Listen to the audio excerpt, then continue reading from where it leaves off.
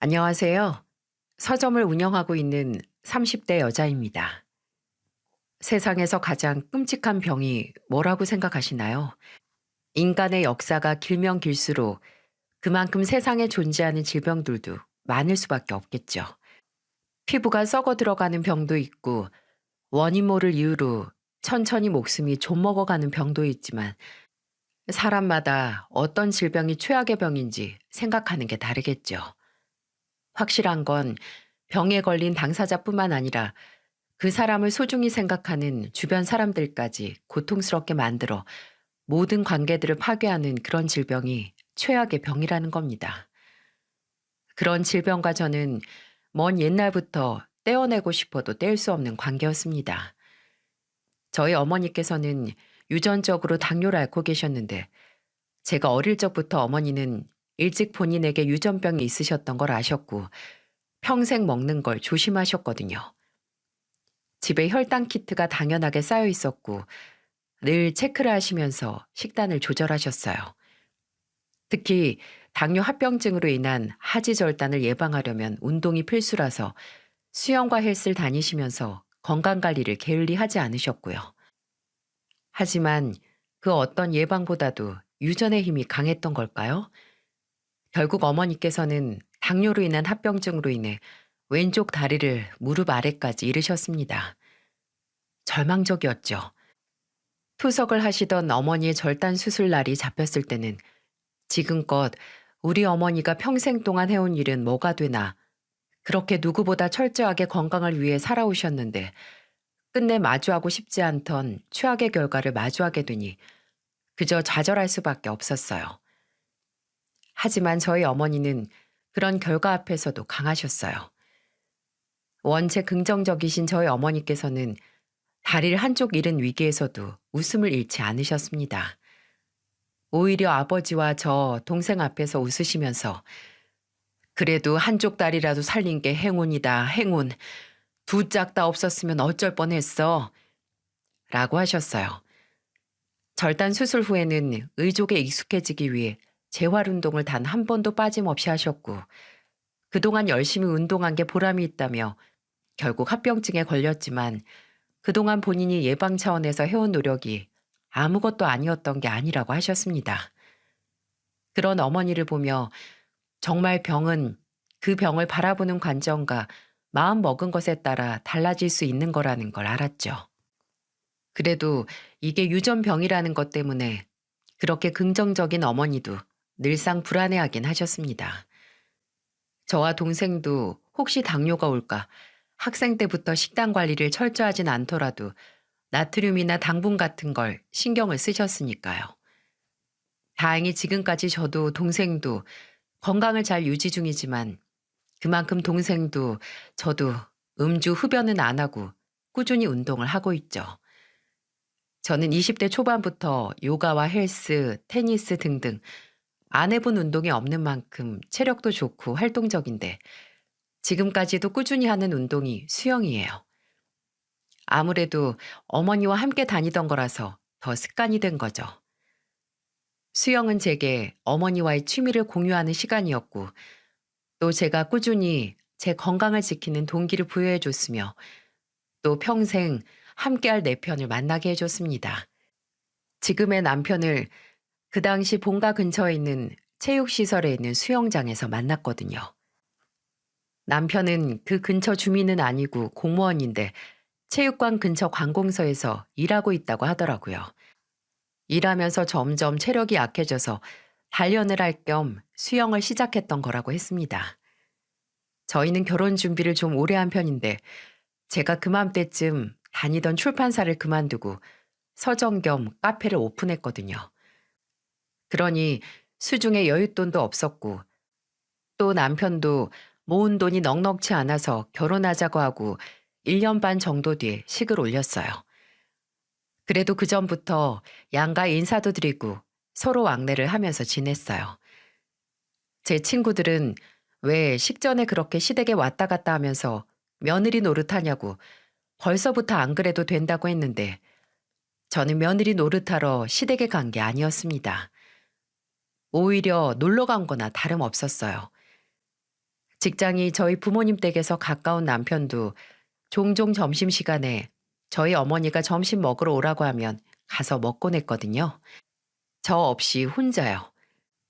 근데 결혼 전부터 저도 종종 혼자서 시댁에 가서 시부모님과 시간을 보냈습니다. 특히나 저희 시어머니께서 책을 무척 좋아하시거든요. 시댁에 가면 방 두 쪽 벽면이 책장일 정도로 책을 사서 보셨는데 나중에는 책을 너무 사다 보니까 둘 곳이 없어서 동네 도서관에서 빌려다 보신대요. 처음 제가 인사를 드리러 갔을 때 제가 서점을 한다는 걸 듣고 눈을 반짝이시면서 말씀하셨죠. 어머, 하루 종일 책에 둘러싸여서 일하면 직장이 아니고 천국이겠네, 천국. 종이 냄새 맡으면서 얼마나 좋아. 남미를 대표하는 소설가 중에 보르헤스라는 사람이 있는데 이 사람이 했던 말 중에 천국이 있다면 그곳은 도서관처럼 생겼을 것이다 라는 말이 있거든요. 그때 시어머니께 그 말을 들었을 때 보르헤스의 말이 떠오르면서 되게 로맨틱하다라는 생각이 들었어요. 저와 저희 어머니가 공유하던 취미가 수영이라면 저와 시어머니는 독서라는 취미를 공유할 수 있었습니다. 그리고 그런 취미 활동 시간은 제가 결혼하고 나서 더 늘어만 갔습니다. 저와 남편이 결혼하고 나서 시댁에 합가를 했거든요. 시댁에는 남편뿐만 아니라 시동생과 시누이가 있었는데 시동생은 이미 몇 년 전 독립해서 결혼을 했고 제가 식을 올리기 몇 달 전에 중학교 교사였던 시누이가 시댁과는 좀 먼 타 지역 학교로 옮기게 돼서 자취를 시작하게 됐어요. 그래서 시댁에는 시부모님이 쓰시는 안방, 그리고 남편 방을 제외하고 방 두 개가 남는 상황이었고요. 그때 저희 시어머니가 먼저 말씀을 하시더라고요. 혹시 합가해서 살 생각 없냐고 말입니다. 방도 많이 있고 집도 넓고 신혼집 때문에 목표로 한 자금 모으기까지 기다리지 말고 그냥 식 올리고 나서 같이 살면서 돈 모으다가 나중에 천천히 집 마련해서 분가하는 게 어떻겠냐고요. 계획적인 남편은 그래도 본인이 짜놓은 게 있는데 그게 갑자기 바뀌는 게 탐탁지 않았나 봐요. 생각은 해본다고 했는데 저는 오히려 좋았거든요. 이미 시부모님과 남편 없이 놀러 가서 만날 정도로 좋았고 시부모님이 사시는 곳도 좋은 아파트였고 게다가 방도 남는데 뭐가 문제일까라는 생각이 들더군요. 먼저 제안을 한 시부모님보다도 제가 나서서 남편을 설득했고 저희는 예정보다 이르게 식을 올리고 시부모님과 함께 신혼을 시작했습니다. 결혼 후 저희 시부모님은 정말 어디서든 금술이 좋은 부부라는 걸 알 수 있었는데요. 늘 어디서든 두 분이 손을 꼭 잡고 다니셨어요. 솔직히 나이만 조금 들어도 부부 사이에 손잡고 팔짱 끼고 다니는 게 쉬운 일이 아니잖아요. 그렇게 가장 가까운 곳에서 오래 살았어도 고작 손 하나 잡는 게 괜히 간지럽고 쑥스러운 거죠. 근데 저희 시부모님은 늘 길을 다닐 때 자연스럽게 늘 그랬듯 손을 잡고 다니셨어요. 만약 시어머니가 신발에 흙이 들어가서 그걸 빼느라 멈춰 계시면 앞서가던 시아버지가 한 발자국 앞에서 기다리시면서 시어머니 손을 잡고 있던 한쪽 손은 그대로 시어머니를 향해 손바닥을 하늘로 향해 들어 보이면서 있으셨어요. 언제든 다시 잡으라는 것처럼 말이에요. 또 길가에 가게 매대가 나와 있으면 안 둘러보고는 못 지나가는 시아버지가 또 우뚝 서서 진열된 물건 하나하나 구경하면 시어머니께서 또 그러냐고 어차피 사지도 않을 거 왜 그렇게 홀린 듯이 보냐고 잔소리를 하시면서도 꽉 잡은 손은 절대 놓지 않으셨어요. 그런 시부모님의 뒷모습을 보고 있으면 남편도 저도 절로 웃음이 났던 그런 기억이 나요. 저는 시부모님과 살면서 단 한 번도 합가를 한 걸 후회한 적이 없습니다. 물론 분가를 해서 남편과 아이 셋이서 가정을 꾸렸으면 어땠을까 상상을 해본 적은 있지만 그래도 포기한 것보다 시부모님과 함께 생활을 하면서 얻은 게 많았거든요. 아침잠 많은 저를 위해 번갈아 가면서 저를 깨워주신 시아버지와 시어머니의 목소리와 아침에 나가시기 전에 현관문에 있는 제 신발을 꼭 신기 좋게 돌려놔 주시던 시아버지. 그리고 제가 서점 마감하고 집에 갔을 때 제가 현관문에 들어가자마자 저 오길 기다렸다면서 그때 읽던 책을 다 읽으셨다면서 빨리 책에 대해 이야기를 하고 싶어 하셨던 시어머니의 그 반짝거리는 눈빛. 그리고 무엇보다 세월도 결코 변하게 하지 못하는 시부모님의 모습을 보는 것도 제게 있어서는 큰 즐거움이었습니다. 근데 세월도 변하지 못하게 했던 그 모습이 단 한 가지 병으로 인해 돌이킬 수 없게 되어 버렸어요. 제가 결혼하고 나서 딸을 낳고 얼마 지나지 않을 때였습니다. 시어머니께서 이전에는 보이지 않던 행동을 하기 시작하시는 거예요. 처음에는 그냥 누구든 할 수 있는 실수들이었어요. 저하고 신우의 이름을 헷갈려 하신다던가 읽은 책의 내용을 헷갈려 하시고 결말을 기억 못 하시는 그런 거요. 저도 가끔 그러니까 그냥 나이가 들어가니 어쩔 수 없는 거라고 그렇게 생각을 했습니다. 그러다가 하루는 시어머니께서 제게 전화를 하셨습니다. 혜윤아, 아파트 도어락이 안 열린다. 아니, 이거 왜 이러니? 시어머니 말로는 매일 같은 비밀번호로 잘만 열리던 현관 도어락이 갑자기 안 열린다는 거였어요. 배터리가 나간 건지 고장이 난 건지 모르겠지만 그래서 못 들어가고 현관 앞에 있으시대요. 그래서 저는 일단 서점에 있으니까 도어락 고치는 수리 업체를 검색을 해서 집으로 불러드렸어요. 근데 한 30분 정도 뒤에 담당 기사님께서 연락이 오신 겁니다. 기사님에게 듣기로는 콜을 받고 집에 갔을 때는 시어머니께서 멀뚱히 문 앞에 혼자 계셨고 일단 확인을 위해서 비밀번호를 물어본 뒤 그대로 눌렀더니 그냥 열렸다는 거예요. 기사님도 좀 황당해 하셨고 그걸 본 시어머니께서도 이게 갑자기 되네 하면서 의아해 하셨다는 겁니다. 솔직히 저는 이때부터 좀 불안해지기 시작했어요. 그래서 혹시나 해서 남편에게 말을 한 뒤 시어머니를 모시고 병원으로 갔습니다. 그리고 치매 검사를 했어요. 불행하게도 시어머니가 근래에 좀 혼란스러운 모습을 보인 건 그저 나이가 들매 따라 자연스럽게 나오는 행동이나 그냥 지나가는 게 아니었네요. 그건 모두 2단계 중증 치매 증상이었습니다.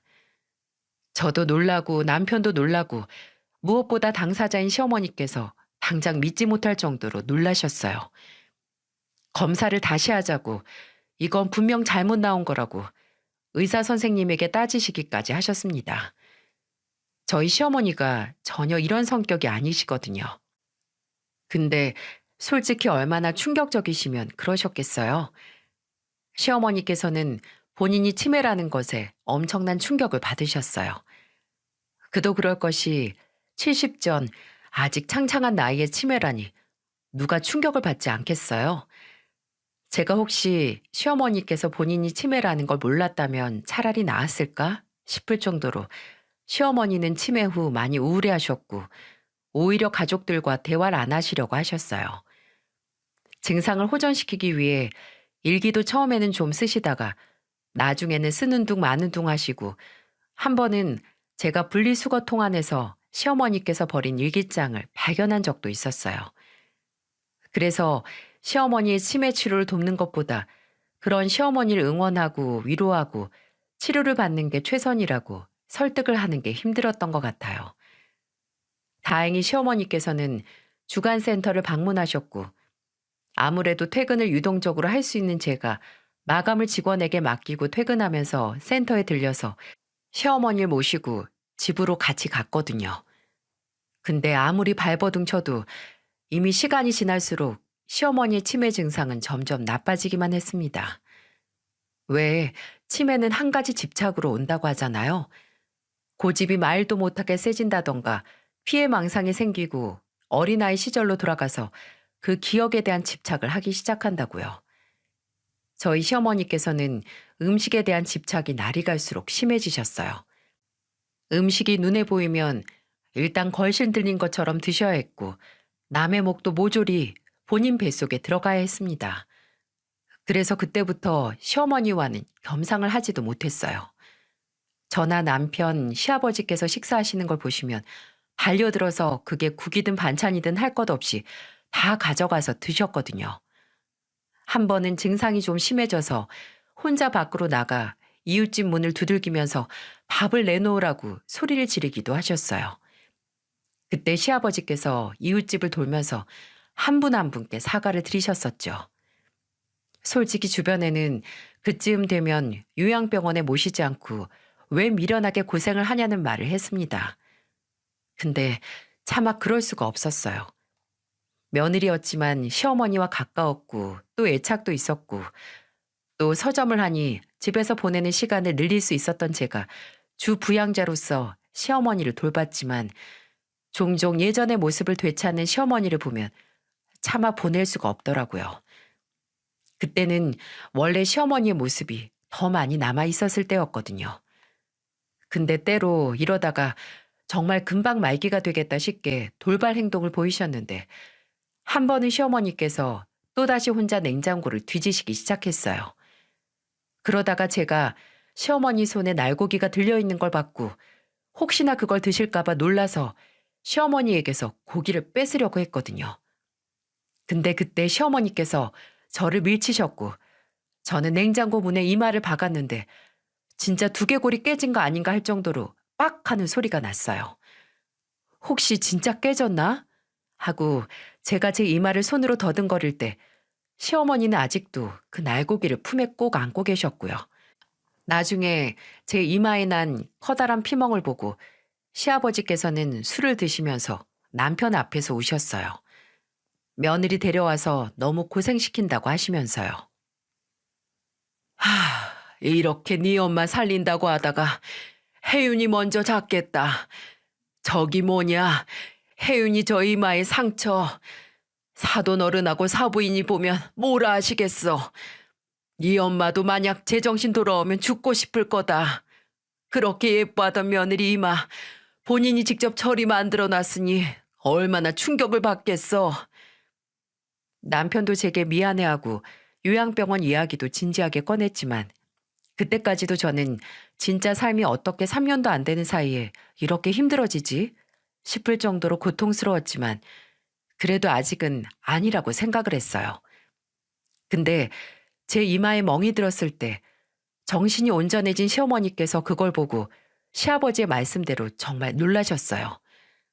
갑자기 밥을 드시던 시어머니가 제 얼굴을 빤히 보시다가 이마를 가리키면서 그거 뭐냐고 하셔서 제가 아무것도 아니라고 서점에서 책 진열하다가 다쳤다고 했거든요. 근데 갑자기 들고 있던 숟가락을 내팽개치신 시어머니가 아이처럼 울기 시작하셨어요. 너, 너 왜 거짓말하니? 왜? 그거 내가 한 거잖아. 거짓말하지 마. 너한테 너무 미안해서 당장이라도 죽고 싶으니까 제발 나한테 거짓말하지 마. 혜윤이 너만은 나한테 거짓말하지 마. 저는 망연자실한 표정으로 통곡하는 시어머니를 바라봐야 했습니다. 그 후에도 시어머니는 갑자기 불현듯 울음을 터뜨리셨는데 본인이 좋아하던 책을 꺼내들어 펼치시더니 우시고 나중에는 책을 펼치지 않고 표지만 보셔도 또 우셨어요. 그렇게 좋아하던 게 이제는 봐도 봐도 이해가 안 가고 기억이 나지 않아서 힘드시다고요. 그리고 그랬던 책들을 찢고 변기에 넣기 시작하면서 증상은 심해졌고 저희 가족은 처음으로 시어머니를 요양병원에 모실 결정을 내렸습니다. 저희는 시어머니께서 하루 몇 시간 그리 길지 않게 정신이 맑으실 때 가족들 다 함께 설명을 드렸어요. 요양병원을 알아봤는데 혹시 같이 가서 한번 보실 거냐고 말이죠. 매번 얼굴을 마주하고 눈을 마주쳐도 예전에 그 친숙한 표정이 사라져서 이제는 마치 처음 보는 낯선 사람을 마주하는 것만 같던 시어머니의 얼굴이 끄덕이더니 가시겠다고 하셨어요. 물론 막상 병원에 가셨을 때는 다시 시어머니가 아니게 되셔서 울고불고 저를 혜윤이라고 부르지도 않고 언니, 아줌마라고 부르며 붙잡으셨지만요. 물론 시어머니를 요양병원에 모시고 몸은 편했죠. 더 이상 직원을 늘려서 제 서점을 맡기지 않아도 됐고 외식을 할 수 있게 되고 온전히 가족들 다 각자의 시간을 잘 보낼 수 있게 됐으니까요. 근데 마음은 영 편치 않았습니다. 시아버지께서도 착잡해 보이셨고 술만 드시면 그렇게 우셨어요. 한숨으로 집안이 꽉 찰 만큼 내뱉으시고 연신 허공에 미안하다고 하시면서 말입니다. 남편도 말수가 줄었고 저도 괜히 나쁜 생각을 할 때가 많아졌습니다. 시어머니를 찾아가면 이제 가족을 알아보는 건 기대도 안 했고 그저 시어머니께서 그곳에서 우울해하지 않으시고 식사만 잘 하셨으면 했어요.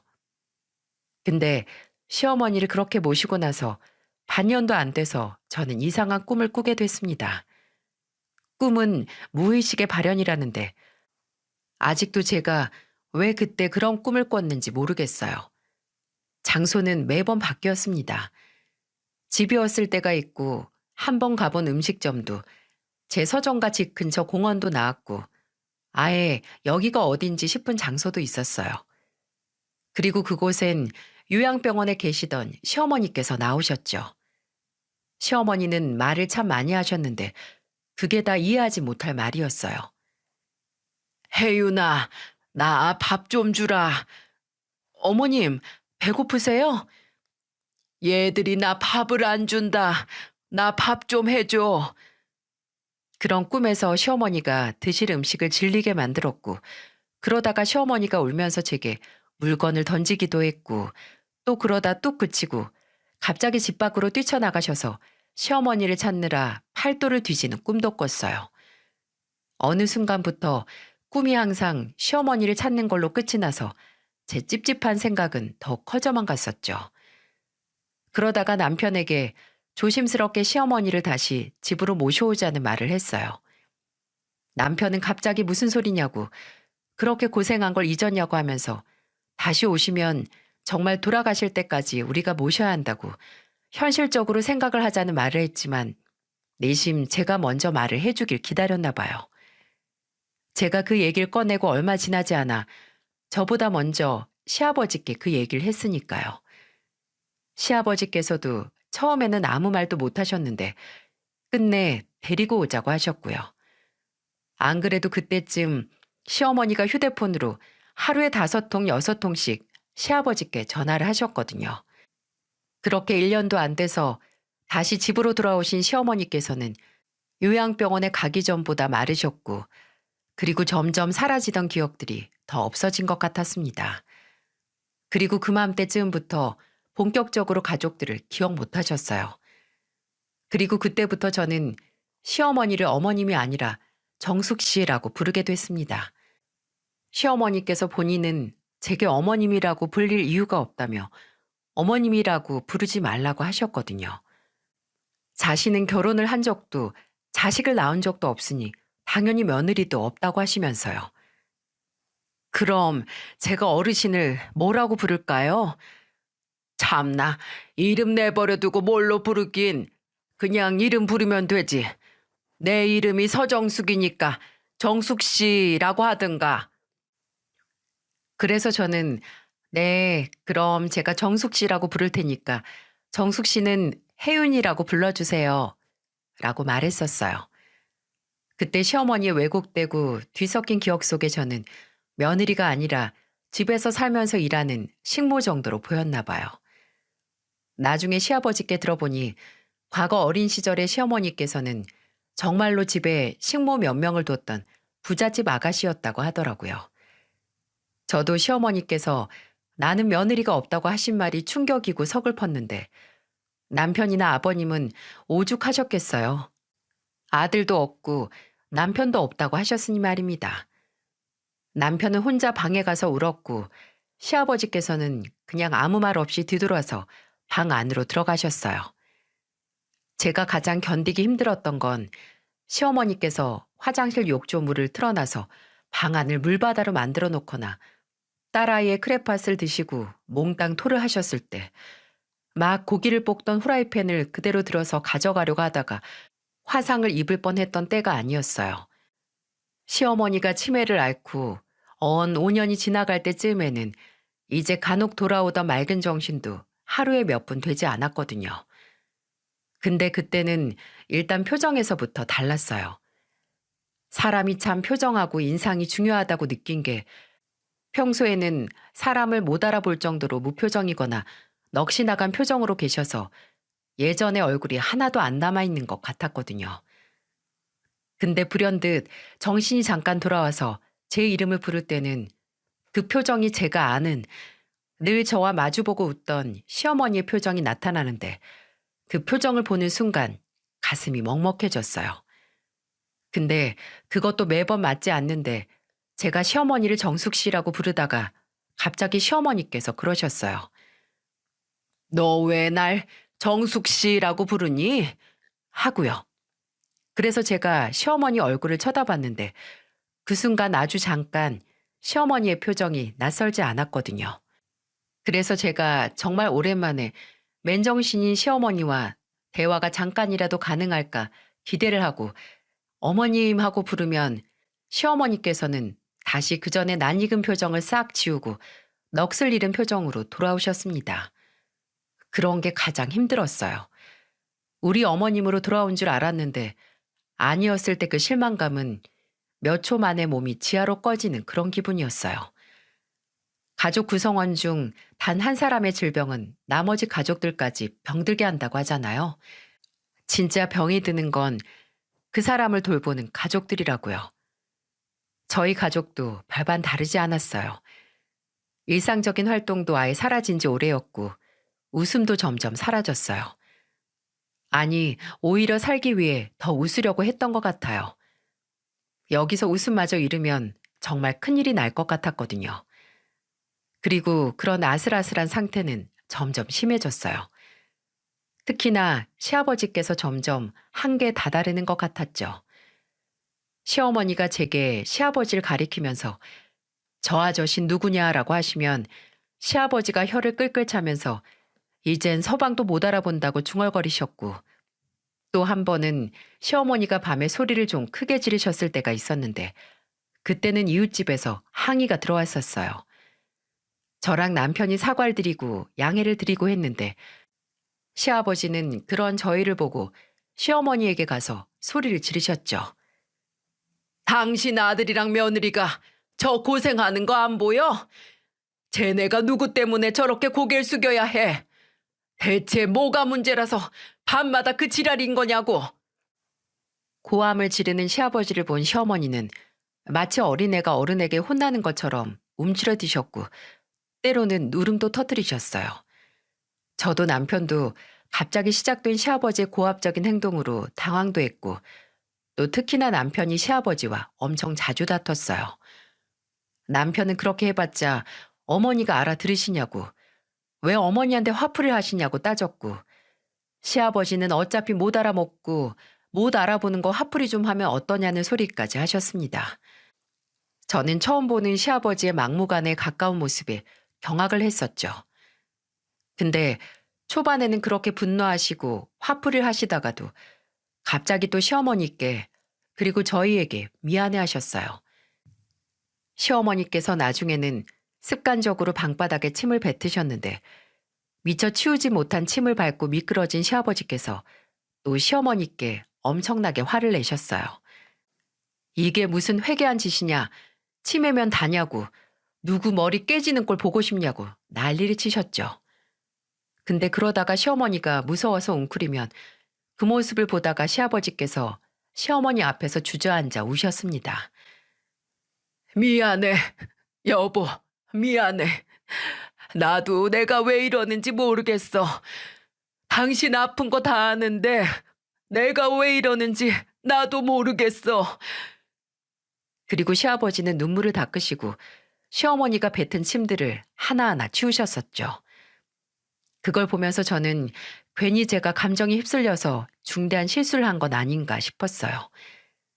시어머니를 위해 다시 집으로 모셔왔지만 그걸로 인해 우리는 물론이고 특히 시아버지께서 마음이 병들어가고 있다는 건 아닐까 하고요.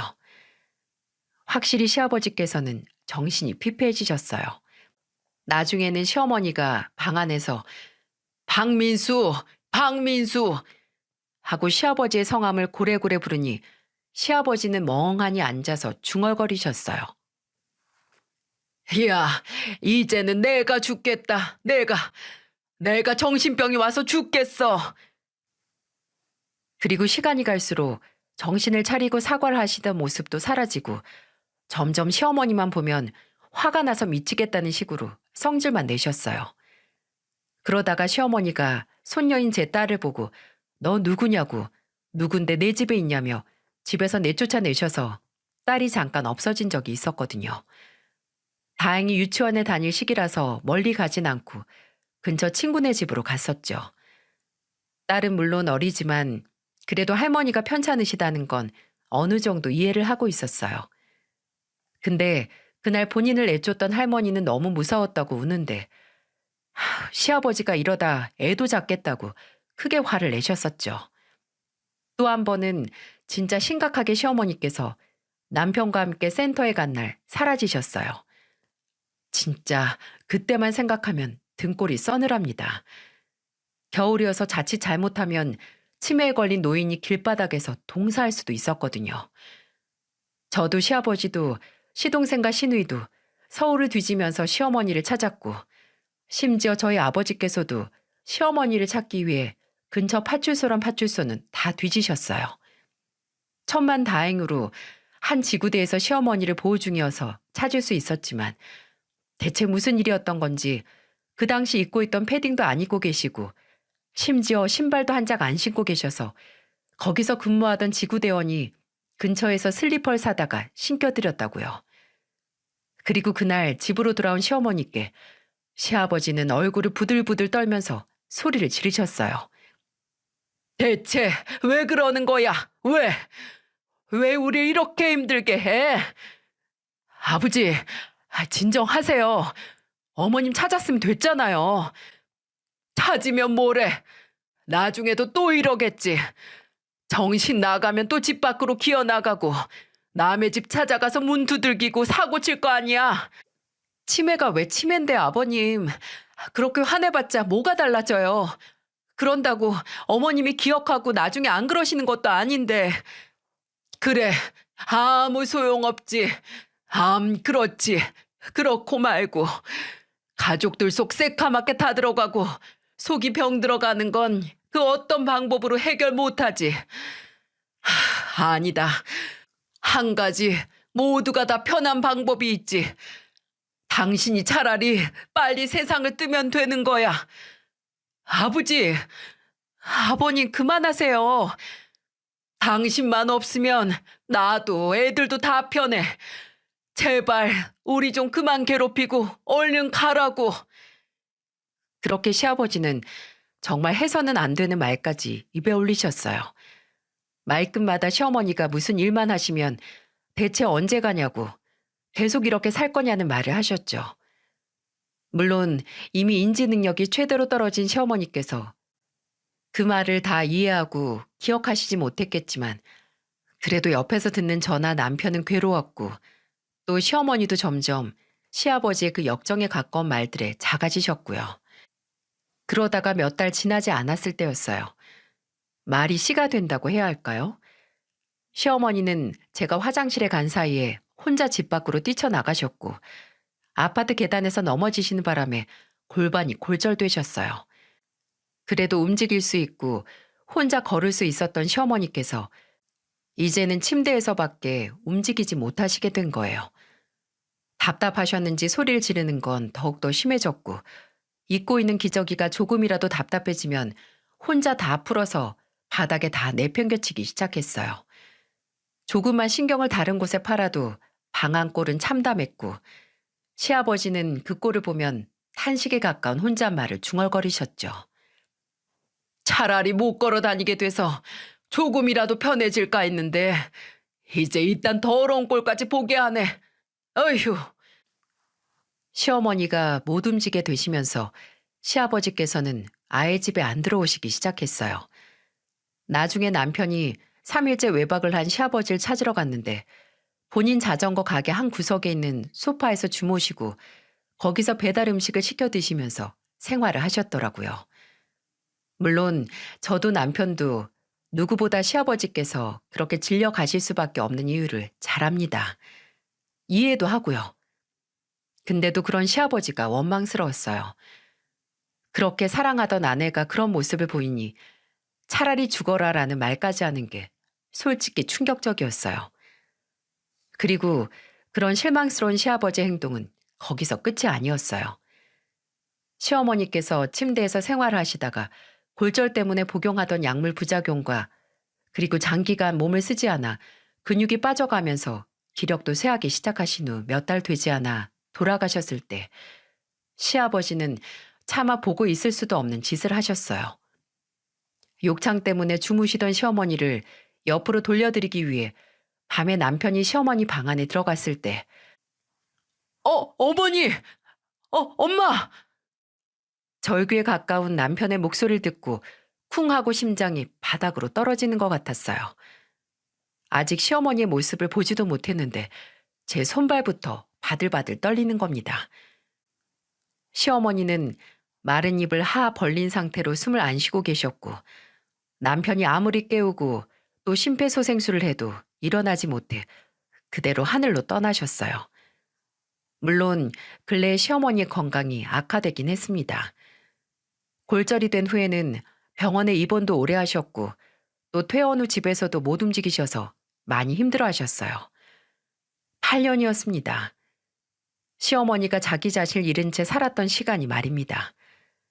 치매로 8년을 버텼다면 긴 시간이었다고 생각할 수 있지만 한 사람의 삶이 끝났다고 생각하면 짧디 짧은 시간이었어요. 아무리 시어머니가 말년에 가족들을 고생시키고 절 힘들게 했어도 정작 시어머니를 더 이상 못 만난다고 하니 그저 그리움밖에 들지 않았어요. 차라리 날 그렇게 힘들게 했어도 몇 달, 아니 며칠만이라도 시어머니를 더 보고 싶었죠. 그건 남편도 시동생과 시누이도 마찬가지였어요.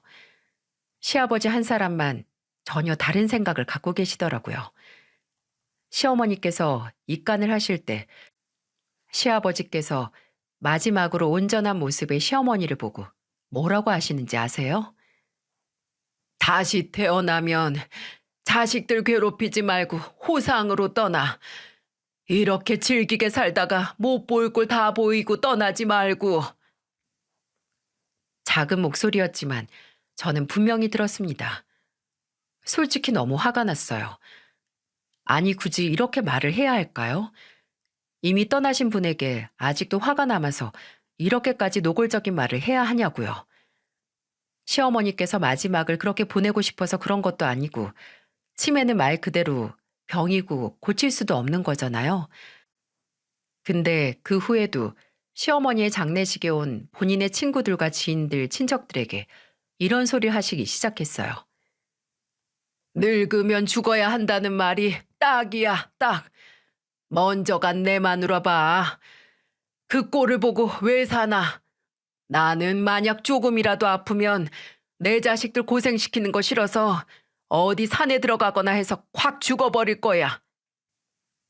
상주가 상주 완장을 차고 장례식 한가운데서 그렇게 말하니 누가 불편해하지 않겠어요?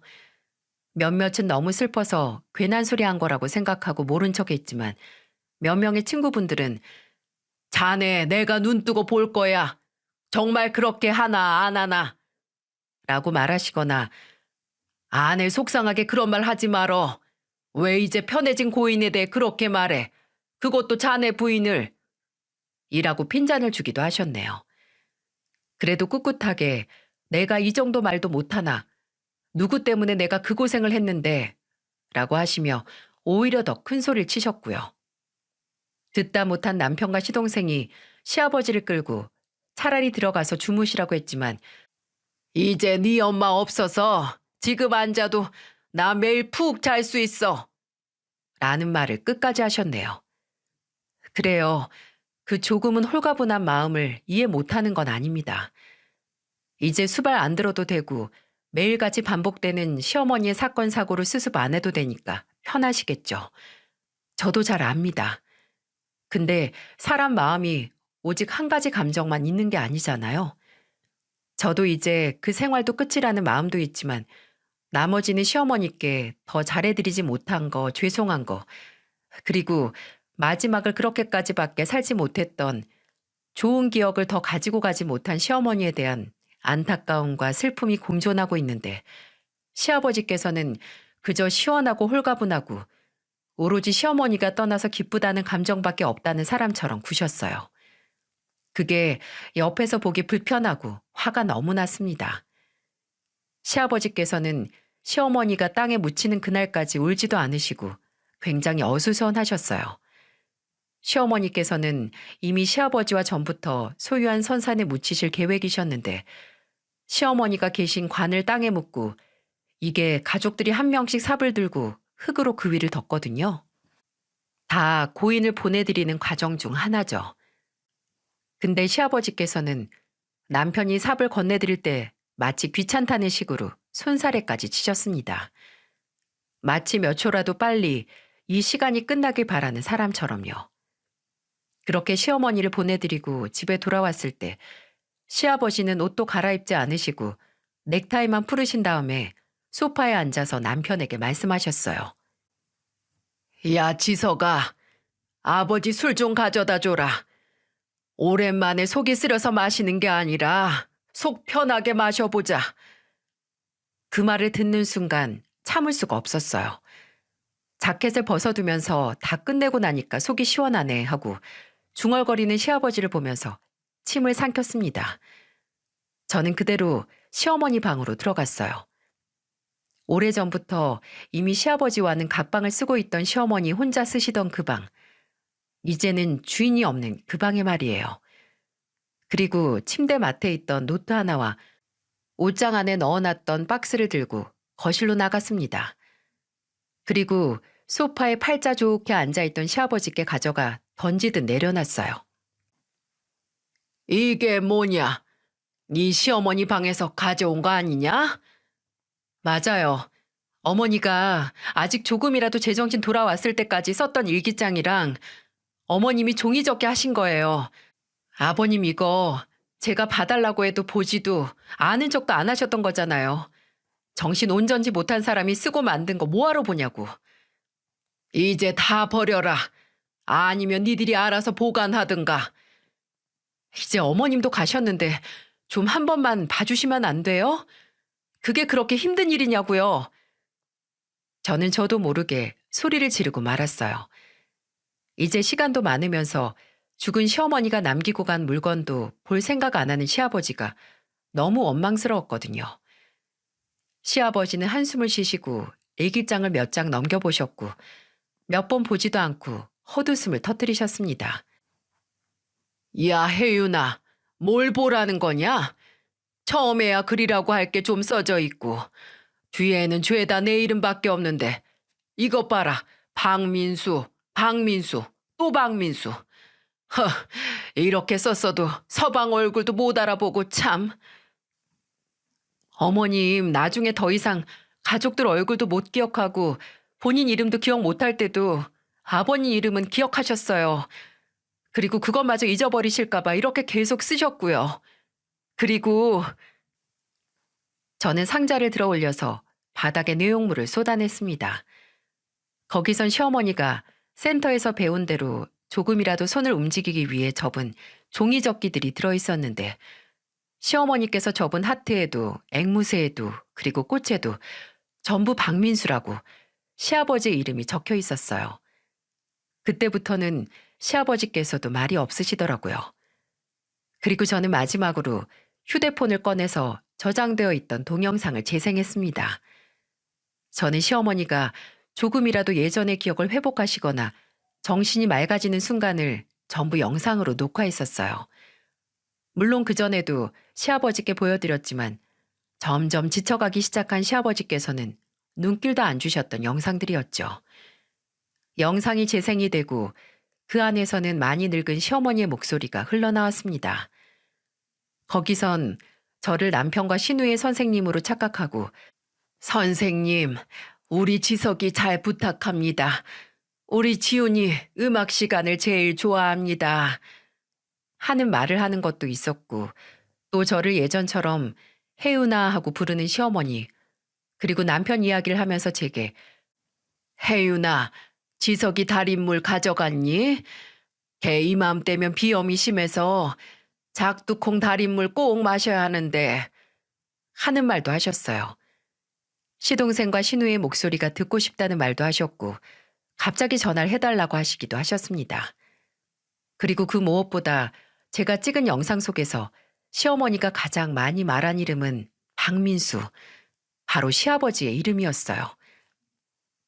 박민수, 박민수? 박민수가 누구지? 어머님, 박민수 모르시겠어요? 어머님이랑 제일 가까운 사람인데. 제가 이렇게 힌트를 주면 시어머니는 몇 초간 정말 골똘히 생각을 하다가 아이처럼 물개박수를 치면서 기억을 해내셨죠. 아, 우리 바깥 양반이네. 내 남편. 언니, 우리 남편 좀 불러다 줘봐. 내가 우리 남편 보고 할 말이 있어서 그래. 영상 속 시어머니는 저를 언니라고 부르면서 당장 시아버지를 불러달라고 했지만 그맘때쯤 시아버지는 그런 저의 부탁도 시어머니의 부탁도 모른 척하고 본인 자전거 가게에서 생활을 하셨을 때였어요. 저는 제 휴대폰에서 나오는 영상을 가만히 보던 시아버지를 보다가 말했습니다. 어머님은 끝까지 아버님을 잊지 않으셨는데 아버님은 벌써 어머님 잊을 준비하시네요. 어머님은 치매에 걸려도 박민수, 그 세 글자는 절대 안 잊으려고 가진 노력을 다하셨는데 아버님은 정신도 온전하신 분이 이제 세상에서 어머님이 사라진 걸 벌써 그렇게 자축하시냐고요. 솔직히 저는 시아버지가 좀 후회하셨으면 했어요. 아무리 힘들어도 그렇게 시어머니에게 등 돌린 걸, 그리고 돌아가신 후에도 그렇게 속이 후련한 걸 만천하에 빵빠레 마냥 올린 걸 후회하길 바랐습니다. 근데 이 정도로 후폭풍이 강할 줄은 몰랐어요. 시아버지는 그 후로 제가 드린 시어머니 일기장과 종이접기들을 옆구리에 끼고 시간을 보내셨어요. 아니, 아예 시어머니가 쓰던 그 방에서 생활을 하셨습니다. 남편이 이제 어머님 물건을 정리해야 한다고 했을 때도 안 된다고 하시면서 그 방 안에서 나오지 않으셨어요. 잠에서 깨면 시어머니가 나오는 영상을 보기 시작하셨고 잠들기 전까지 시어머니가 박민수라고 부르는 영상을 켜두시고 눈을 감으셨어요. 그러다가 시아버지께서 사라지신 적이 있었습니다. 행여 저희가 시어머니 물건을 정리할까 싶어서 일도 안 나가시던 분이 갑자기 누구에게도 말없이 사라지신 거예요. 일단 시아버지 가게에 가보고 친한 친구분들에게도 연락을 드렸는데 어디서도 시아버지를 찾지 못했습니다. 설마 시아버지가 시어머니를 떠나보낸 후회로 인해 나쁜 생각을 하시는 건 아닐까 싶어서 초조하게 시아버지를 찾아다녔는데 답은 단순했어요. 가장 그리워한 사람이 있는 곳으로 갔을 거라 생각을 하고 저와 남편은 시어머니가 묻혀 계신 선산으로 향했죠.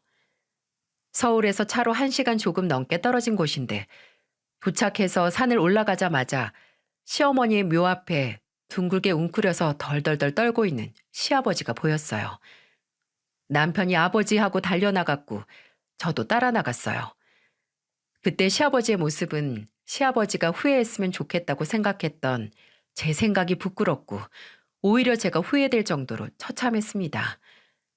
손에는 잔뜩 흙이 묻어서 있었는데 묘 근처 땅이 마구잡이로 파헤쳐져 있는 거예요. 아버지, 이게 뭐예요? 혹시 아버지가 여기 땅 파셨어요? 대체 왜요?